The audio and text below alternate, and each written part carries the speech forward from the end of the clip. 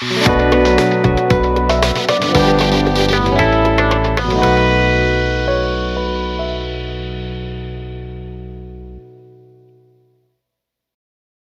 दृष्टि के super 30 programme में आपका फिर से स्वागत है।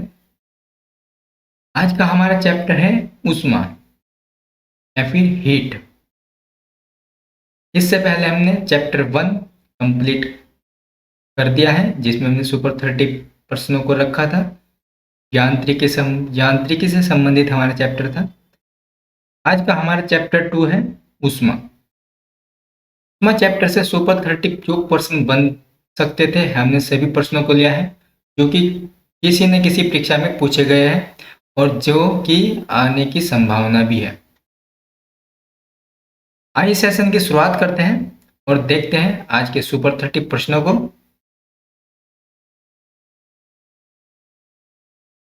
केल्विन मान से मानव शरीर का सामान्य ताप है 280 केल्विन, 290 या फिर 300 या फिर 310।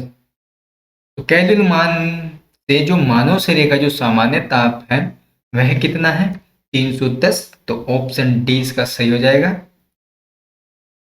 देखिए, अगर आप ऊष्मा चैप्टर को पढ़ रहे हैं तो आपको एग्जाम में जाने से पहले एक फॉर्मूला जरूर पता होना चाहिए, चाहे तो आप इसको नोट कर सकते हैं। वह फॉर्मूला है F-32 upon 9 equals to C upon 5। यह फॉर्मूला आपको फ़ारेनहाइट प्लस सेल्सियस के जो मान को आसानी से निकालने में सहायता करेगा। तो आपको ये फॉर्मूला जरूर याद रहना चाहिए। आइए नेक्स्ट प्रश्न को देखते हैं। कौन सा तापमान सेंटीग्रेड और फ़ारेनहाइट दोनों में एक समान होता है? 40 डिग्री, 100 डिग्री या फिर माइनस के 100 डिग्री या फिर माइनस के 40 डिग्री। तो वह आपको बताना है कि वह कौन सा तापमान है जो सेंटीग्रेड प्लस फ़ारेनहाइट दोनों में ही एक समान रहता है। तो वह है हमारा 40 डिग्री माइनस 40 डिग्री। तो यह हमारा ऐसा तापमान है जो सेंटीग्रेड प्लस फ़ारेनहाइट दोनों में एक समान रहता है। नेक्स्ट प्रश्न को देखते हैं।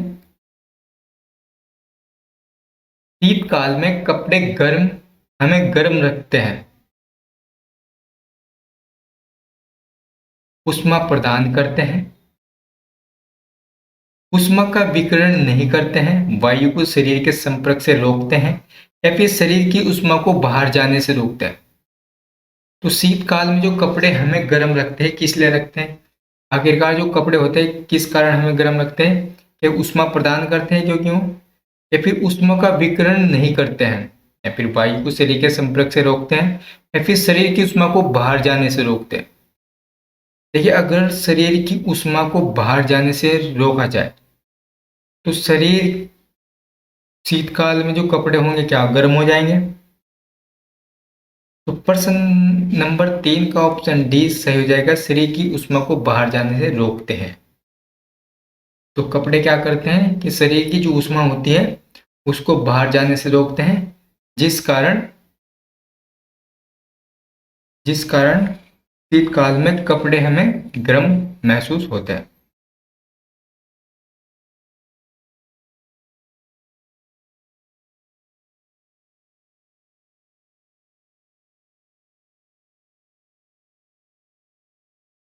शीतकाल में कपड़े हमें गर्म रखते हैं क्योंकि ऊष्मा प्रदान करते हैं, ऊष्मा का विकिरण नहीं करते हैं, वायु को शरीर के संपर्क से रोकते हैं, या फिर शरीर की ऊष्मा को बाहर जाने से रोकते हैं। इस प्रश्न का सही उत्तर हो जाएगा ऑप्शन डी। शरीर की ऊष्मा को बाहर जाने से रोकते हैं कपड़े, जिस कारण हमें कपड़े गर्म लगते हैं। नेक्स्ट प्रश्न को देखते हैं। ठोस कपूर से कपूर वाष्प बनाने की प्रक्रिया को कहते हैं वाष्पीकरण, हिमीकरण, पिघलना या फिर ऊर्ध्वपातन। तो ठोस से ठोस कपूर बनाने की प्रक्रिया को बोलते हैं ऊर्ध्वपातन। प्रश्न नंबर 4 का ऑप्शन डी सही हो जाएगा। नेक्स्ट प्रश्न को देखते हैं। गर्मी के दिनों के दौरान मिट्टी के बर्तन में रखा पानी किस कारण ठंडा हो जाता है? विषरण, वाष्पोत्सर्जन, ओस्मोसिस या फिर वाष्पीकरण? इस प्रश्न का सही उत्तर हो जाएगा ऑप्शन डी, वाष्पीकरण। तो वाष्पीकरण के कारण ही मिट्टी के बर्तन में रखा पानी ठंडा हो जाता है। नेक्स्ट प्रश्न को देखते हैं। प्रेशर कुकर में भोजन कम समय में तैयार हो जाता है क्योंकि जल का क्वथनांक बढ़ जाता है, या फिर जल का क्वथनांक घट जाता है, या फिर भोजन कम ऊष्मा लेता है, या फिर उपरोक्त में से कोई नहीं। तो इस प्रश्न का सही उत्तर हो जाएगा ऑप्शन ए, जल का क्वथनांक बढ़ जाता है। तो अगर जल का क्वथनांक बढ़ जाएगा तो प्रेशर कुकर में जो भोजन कम समय में तैयार होगा।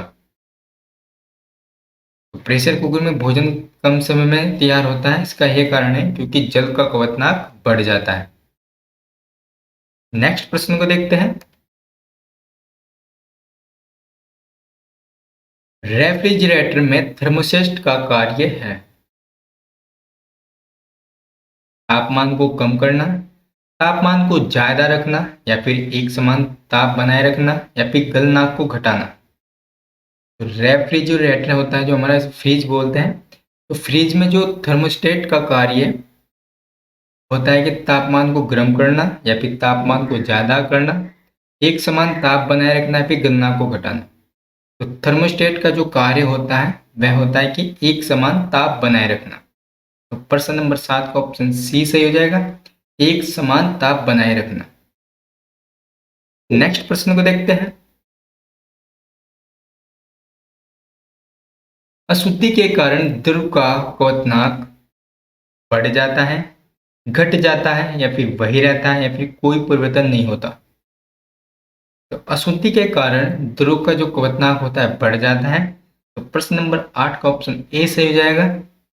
नेक्स्ट प्रश्न को देखते हैं। थर्मामीटर में निम्न में से किसका उपयोग पारे के विकल्प के रूप में किया जाता है? आर्सेनिक, गैलिस्टन, या फिर सिलीनियम, ब्रोमीन? तो इस प्रश्न का सही उत्तर हो जाएगा ऑप्शन बी, गैलिस्टन। नेक्स्ट प्रश्न को देखते हैं। सूर्य से आने वाले विकिरण मुख्यतः किस रूप में होती है? केवल प्रकाश के रूप में होती है, या फिर प्रकाश दीर्घ तरंगदैर्घ्य अवरक्त विकिरण के रूप में, प्रकाश लघु तरंगदैर्घ्य या फिर अवरक्त विकिरण के रूप में, या फिर लघु और दीर्घ दोनों के रूप में? इस प्रश्न का सही उत्तर हो जाएगा ऑप्शन सी, प्रकाश लघु तरंगदैर्घ्य अवरक्त विकिरण के रूप में होती है। तो सूर्य से आने वाली विकिरण मुख्यतः प्रकाश लघु तरंगदैर्घ्य अवरक्त विकिरण के रूप में होती है। तो प्रश्न नंबर 10 का ऑप्शन सी सही हो जाएगा। नेक्स्ट प्रश्न को देखते हैं। बिना किसी ताप परिवर्तन के किसी पदार्थ को द्रव से गैस में परिवर्तित करने के लिए अपेक्षित ऊष्मा को किसकी गुप्त ऊष्मा कहा जाता है? वाष्पन, ऊर्ध्वपातन, संघनन, या फिर वाष्पीभवन? तो इस प्रश्न का सही उत्तर हो जाएगा ऑप्शन ए, वाष्पन। नेक्स्ट प्रश्न को देखते हैं। किसी वस्तु की विशिष्ट ऊष्मा किस पर निर्भर करती है? पिंड के द्रव पर, पिंड को उपलब्ध कराई गई ऊष्मा पर, या फिर पिंड के द्रव्यमान पर, या फिर पिंड के तापमान पर? तो विशिष्ट ऊष्मा किस पर निर्भर करती है? पिंड के द्रव पर। तो प्रश्न नंबर 12 का ऑप्शन ए सही हो जाएगा। नेक्स्ट प्रश्न को देखते हैं।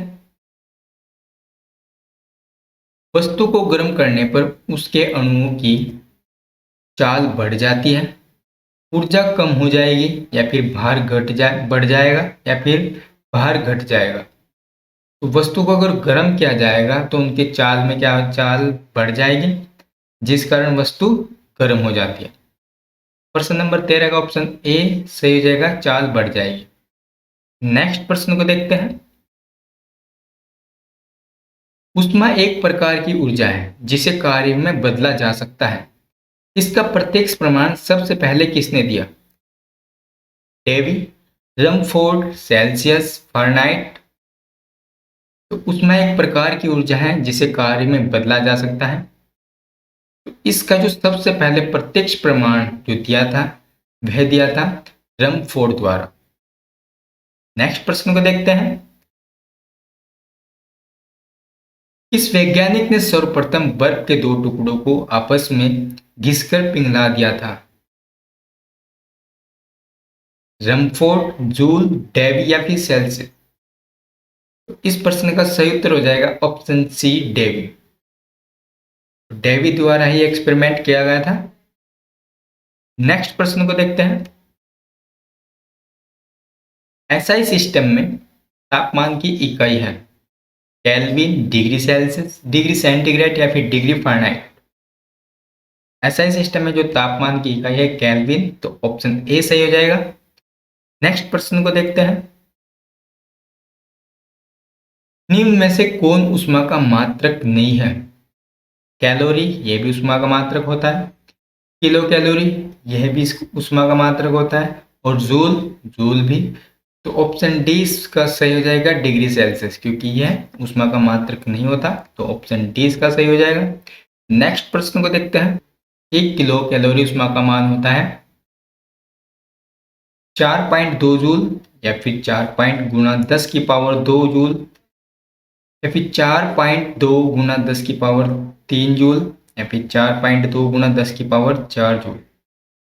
तो 1 किलो कैलोरी ऊष्मा का जो मान होता है वो होता है 4.2 गुणा 10 की पावर 3 जूल। प्रश्न नंबर 19 का ऑप्शन सी सही हो जाएगा। नेक्स्ट प्रश्न को देखते हैं।